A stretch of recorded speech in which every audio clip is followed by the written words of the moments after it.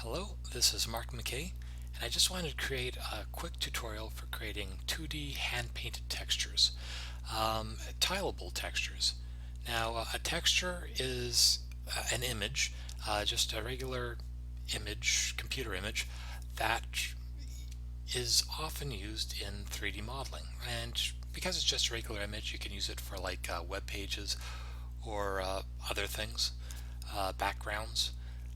But the nice thing about tileable textures is that they have the property that the edges match. So if you place them one next to the other, you get a nice continuous smooth surface with no apparent edges in it, with no sharp jumps. And it's really hard to do this using traditional 2D software like Photoshop. Because I mean it's possible to do it, but you have to keep on fiddling around with the offset filter, and it's really a bit of a hassle. So that's why I'm going to use this program, Blender, which you might not ordinarily think of as a 2D artwork program to create 2D art. So let's get started. And you can see right now I have the default um, scene view loaded. So I'm going to start off by just deleting the cube in the middle. I press the delete key and whoops, and create a new plane in the middle. I press Shift A and go to plane. I'm going to tumble around here and zoom in, and I'm going to press 7 to sort of lock that into the overhead view. Now I'm going to open up a new view by dragging this over and changing the view type to UV image editor, so we can sort of see the image that's going to be drawn on here. So let's start by creating a new image and click new, and let's make a fairly small one, 256 by 256. Let's call this brick texture. Let's call it brick diffuse. Diffuse is just a word that means know the color of something, and that's usually what you're thinking of when you're thinking of a texture, as opposed to other types of textures that are used for bumpiness or for shininess. Um, this just is keeping things clear. So it's just an ordinary texture with a small size, and I'm going to click OK to create it, and there we have it. So the next thing we're going to do is set up a material. We want to link this image we just created to our geometry over here. So I'm going to come over here to material and going to click new, and I'm going to change the name of that to brick material, because it's just useful to name things so that you can recognize them later. And this just determines the appearance of this 3D shape here that we've just created. I can come over here and I'm going to link a texture to that material. So I'm going to click new to create the new texture, and let's call it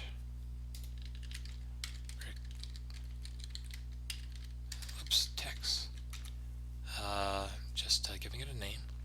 And let's see, and now down here under image, I'm going to click on there and browse to the brick diffuse image that we created over here in the UV plane.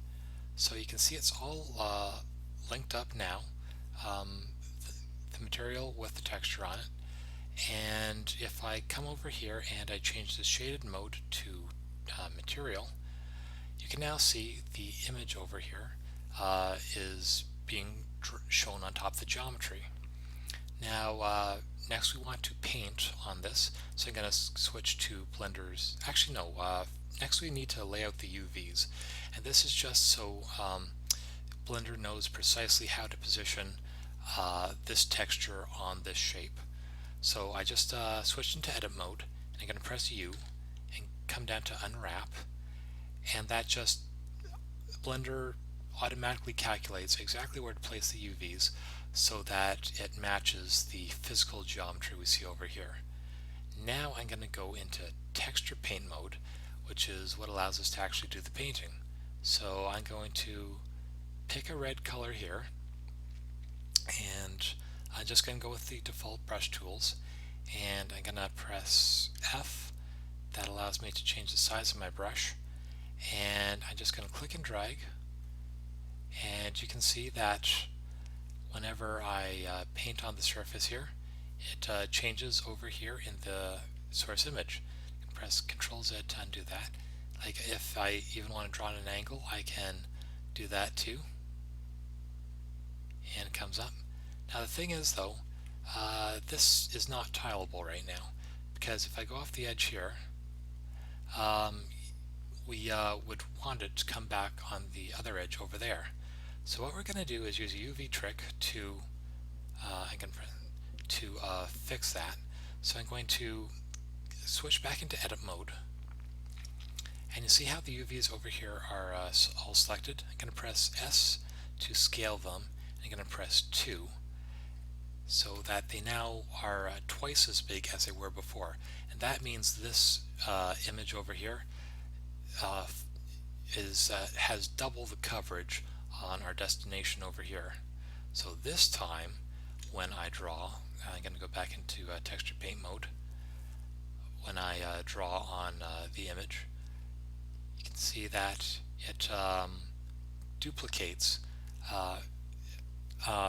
in 4 places. Actually, let me change the material. I'm going to turn off the shading so it's a lot easier to see. I'm going to press Ctrl Z, and whenever I draw on the texture over here, you can see that it duplicates. And when I drew that line all the way across, actually that's probably not the best position because it's hard to see over there. I'm going to undo. I'm going to go across the middle here. But this makes it so much easier to match up one side to the other.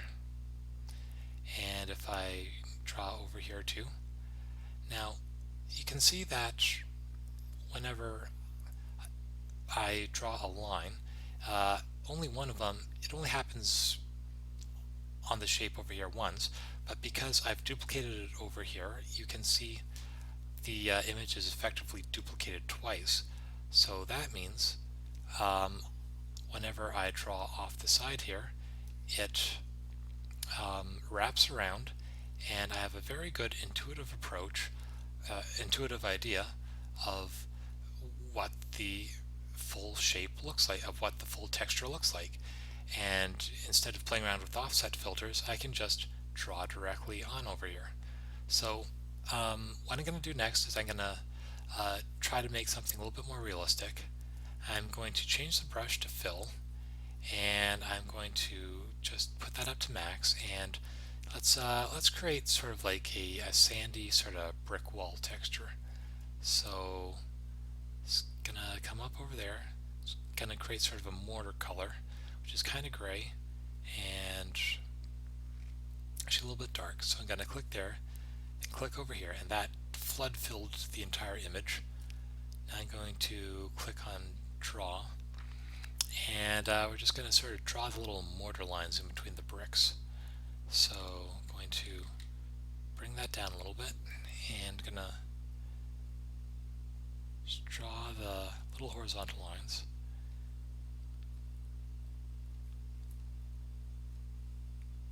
And just sort of roughing in a quick brick texture here. And you know, they don't all have to be the same thickness, so maybe we can have like 3 bricks on that row. Oops, that's kind of curvy. That's better. And it's just so nice to be able to see what's going on so clearly. You might, you know, want to have like a horizontal brick right there. Just vary things up a little bit, maybe a little bit of a crack over there. And you can see that we have it automatically laid out, the tiling over here, and it just echoes over there. So I'm just going to, I'm not going to spend too long, but I want to make this go a little bit more in depth here. So I'm going to press the S key, which is sort of the eyedropper tool to let you just sample what you see. And you can use the bracket keys to change the size of your brush. Actually, that's a little bit too yellow. Let's make that a little bit redder. Let's turn up the strength there. Just playing around with the brush tools and just making a quick brick texture and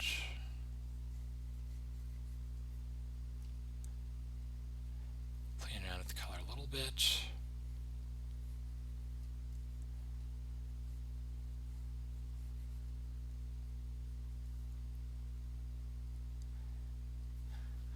See, we can sort of expand that a little bit so that we can have more space in the color picker.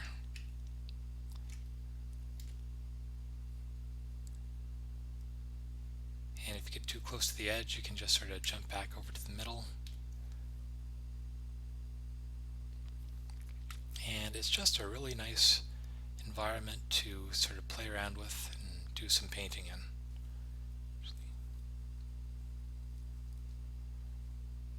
It's very similar to like doing the same sort of painting in like Photoshop or an environment like that. Anyhow, I'm not going to spend too much time on this, but you sort of get the basic idea. And then when you want to save this out, you can just come over here, go to Image, Save As Image, and you can just save that wherever you want. So we'll call that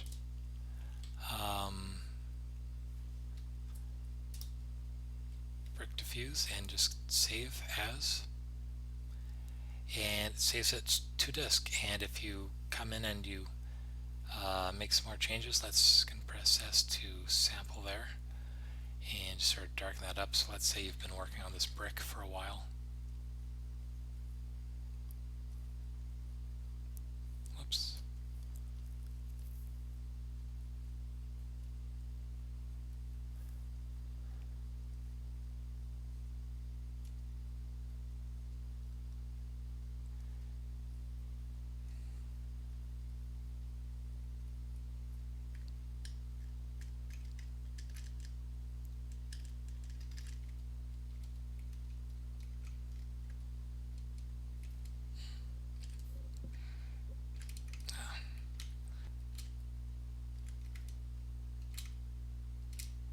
Okay, so I'm not going to do a long job here, just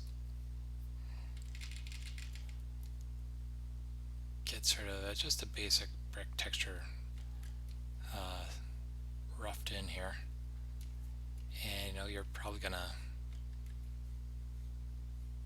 okay, that's good enough for now. So, and you just go back and just Image, save all images, and I'll just save it back to the save it out again to your disk. Now, just to go one step further, now that is great for creating the diffuse map, but you probably also want to do a bump map as well to sort of give you more depth.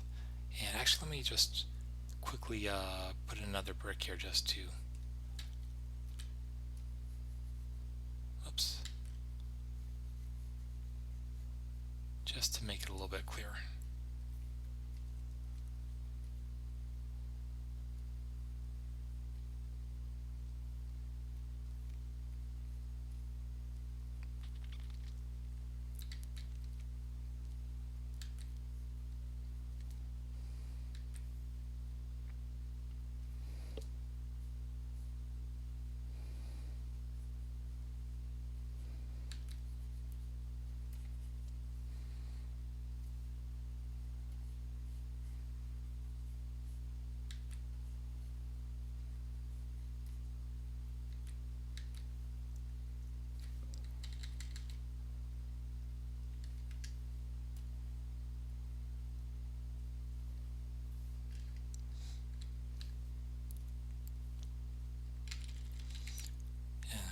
This isn't supposed to be a speed painting tutorial. I just want to, make this a little bit more substantial so that the next step will make more sense.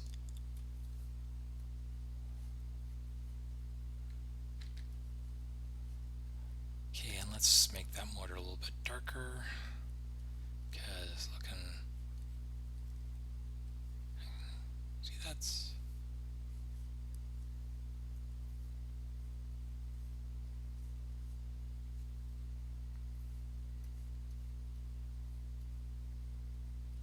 okay.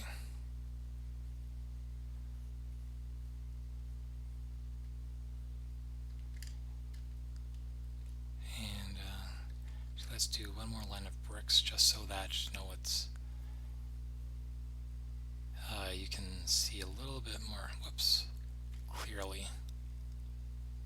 Got a little more saturated. And just quick texture painting here.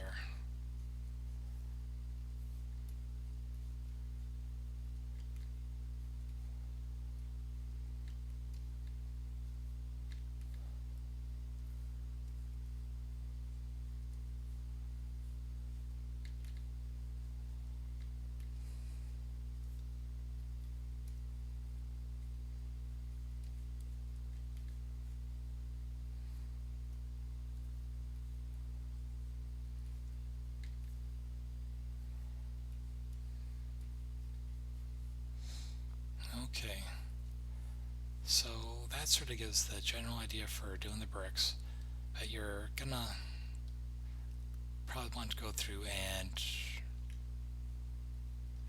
let's just finish it off. I'm halfway done now, might as well finish it.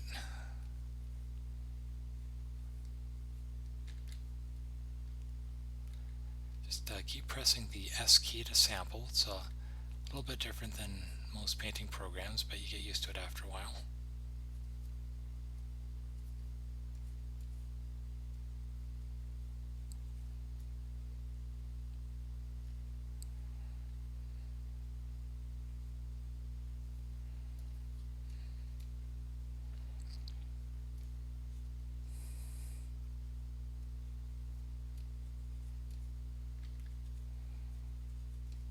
And just sort of basic highlights and lowlights here. Whoops. And whoops. Oh, and I just accidentally pressed Shift Z and I switched out of texture painting mode. So just gonna select material again. Now I'm back to normal. And gonna press S. That's the key I meant to press. And okay, nearly done. Just got a little bit more highlight there.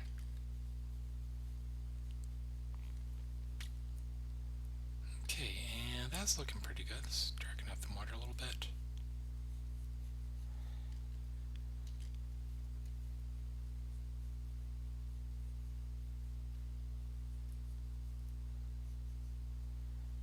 Okay, that's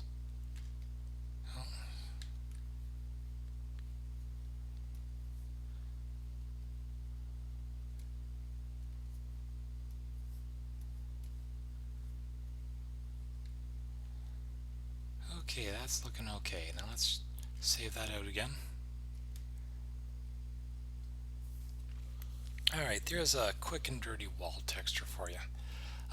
But nice, you might notice it's a little bit flat. It'd be nice to add bump to this, and that's just a way of, you know, having light glint off the edges as if it were a real bumpy texture. And Blender lets you do that. It lets you create bump maps and normal maps. So let's move on and do that. So we're gonna do it pretty much the same way we did the first one. So we're going to create a new image over here. Press plus, and we're going to create a bump map. So let's call this brick wall bump, and let's use the same dimensions because I don't want this to be too big. But this is really important. You want to click 32-bit float because Blender is very sensitive to your bit depth. When we created an image before, it was just 16 or I think it was 8 bits per pixel, which is okay for color, but for bump you want a lot more resolution, so that's why we're clicking 32-bit float and going to click OK. So there's our bump map, and now we're going to come over here to our material and we're going to add it. So we're going to click on the new slot there, click new for a new texture, and we're going to browse to, there's our diffuse, gonna link to the bump now. Now see, that just turned it black, and that's because right now it thinks our bump map is just a regular diffuse map, and because that little box is checked there. we want to tell it that it's not a color map, not a diffuse map, so uncheck that. But it is a bump map, so we check over there. So now Blender knows how to interpret that as bump rather than color. So we're going to come back up again, and we are going to flood fill. So I'm going to switch over here to slots, and before, when we were doing all our texture paint, we were painting to the brick diffuse texture. Now we want to paint to the bump texture.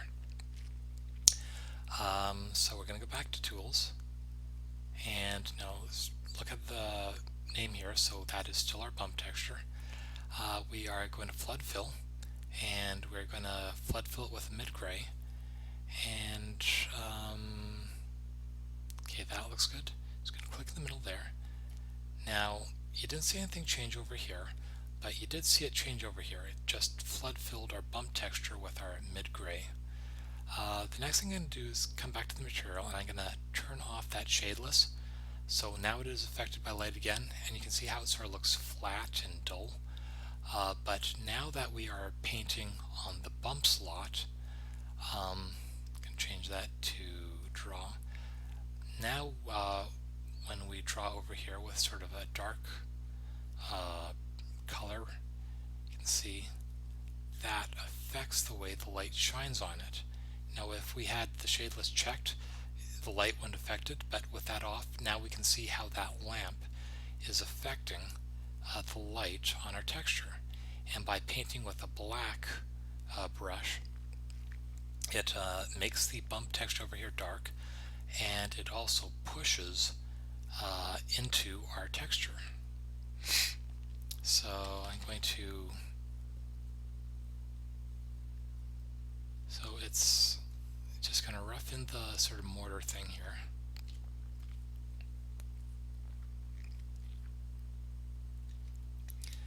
And yeah, this is a quick and easy way to make bump textures, because they're very difficult to make well. And being able to just draw your bump and see how it affects things in real time is really nice.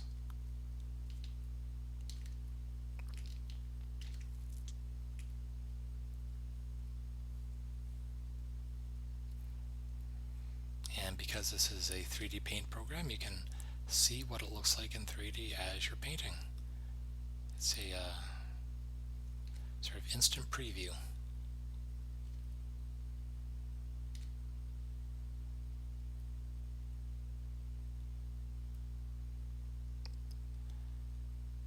Okay, and that's sort of all the basic mortar.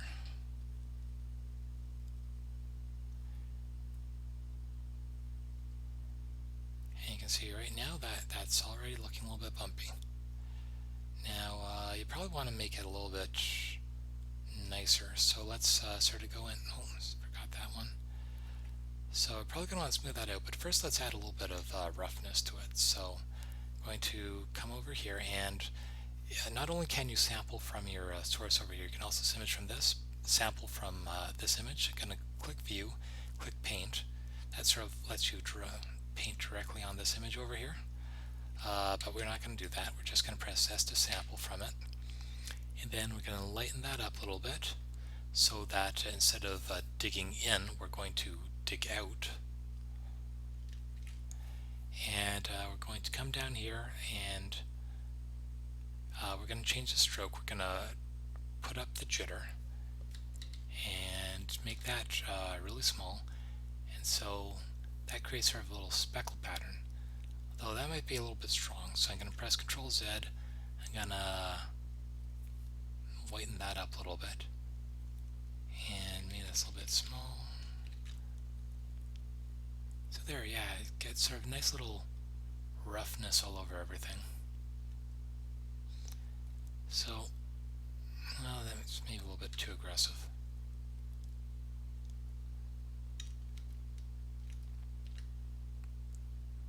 Maybe turn the jitter down a little bit. But it's a good way to make things a little bit rougher and add a little bit of randomness and make our bricks a little bit more textured. Now, Still a lot to do. I'm gonna turn the jitter way down, well, off, and it right now it looks a little bit rough. So I'm just gonna click on this mirror brush to smooth that out a little bit.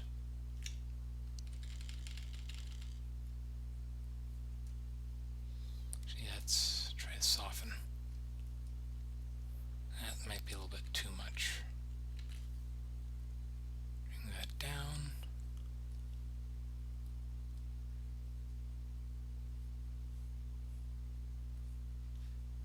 Yeah, that's too much.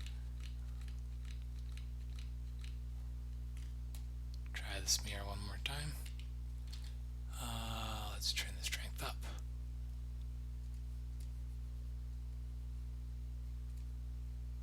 Yeah, that's better. And anyway, you can keep working at this until you get sort of the bump that you like. And it's just a lot of it's practice, and I'm not the best artist in the world, but yeah, you can just keep on working at this until you have a nice little bump map that you like. Zoom out, and yeah, that's kind of looking better already. At least it's not just that dull flat thing that we had before. If you go back there and you turn off the texture, the bump texture, that kind of looks flat and washed out. Put the bump back on, and it looks interesting. So anyway, you could work on this more to get a more better bumpy texture. This is good enough for now, so let's save this out. So image, save as image, brick wall bump, that will work. And you have to do, and let's just save. I don't think we didn't change the diffuse, but it's always good to just go to save all images just in case, just in case you edited something and forgot to save it. Okay, now this is good for creating a bump map, but if you're going to use this in a 3D game engine, you probably don't want a bump map. You probably want a normal map. So how do you change a bump map into a normal map? Well, Blender has a good solution for that too. So what you can do is go back to edit mode and make sure the whole thing is selected. Now you select vertices. Well, there's a number of ways to do it, but the easiest way to do it is just to press the A key. So if you press A and something is selected, then it deselects everything. But if you press it again with nothing selected, then it selects everything. It sort of toggles between selecting nothing and selecting everything. Well, we want to have everything selected. Now what we're going to do is come over here and going to create one more image. Click on the plus sign. This time we're going to call it brick wall normal, because it's going to be the normal map. And we click that off because it doesn't need to be 32-bit, and click OK. Now what we're going to do is bake the normal map onto this image over here. So we're going to come over here to the bake and make sure that that is selected, and come down to here, open up the bake menu, and we're going to change the bake mode to normals. So that's going to take the 3D geometry, including the bump geometry, bump information, and bake that onto a normal image over here. So I'm going to click normals. That all looks good. So I'm going to click bake, and you see the Blender just went through and calculated the normal map based on our geometry. So now we can save this out, and brick wall normal looks good. Save as image. And now we've hand painted not only the texture but the bump map as well, and had Blender automatically create a normal map. And actually, if we go back to our material, and we forgot to name that. Let's call that brick bump.